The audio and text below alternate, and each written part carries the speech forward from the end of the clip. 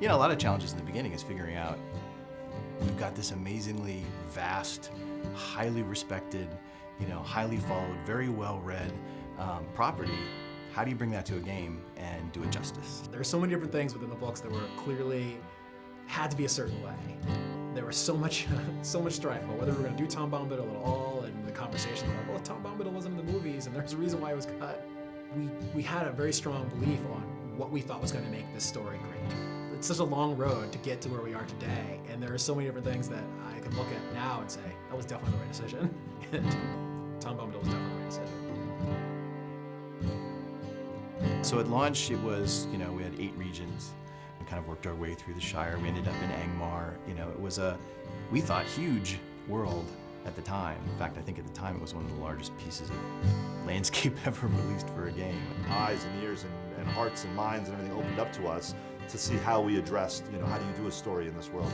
We can't be Frodo, right? I mean, these are the things that people thought the game was going to be, that I could be Frodo and I'm going to run through Middle-earth. We had to get them to understand what our take was, that we were allowing you to tell your own story within Tolkien's story. Our goal was, this has to look unlike any place that anybody's ever been in an MMO, right? And hopefully also in an RPG, because when you read about Moria, it's this big, huge, giant, expansive, cavernous place. The idea was to use, to make it a landscape space with not one, but 2 separate height maps. So there'd be a height map for the floor and then a height map for the ceiling. That was something we'd never done before, doing the vast landscapey interior dungeon.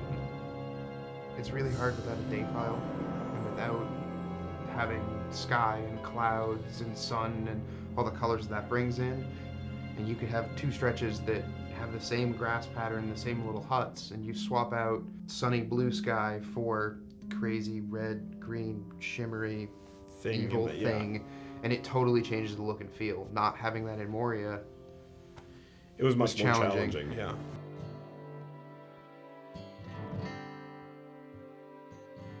Our primary goal was to, how do we take this amazing game that people love once they get in it, but that there are some basic barriers to entry, like the subscription-only experience, and how do we reinvent what we have so that it retains all of its, grand and glorious nature while addressing an audience that's much bigger. We are standing on a mound of content that is almost 10 years old, going back to when we first started early development of the Turbine. I think it's a credit to the early architects of the game that we're able to continue to add on to it and grow it and do remarkable things.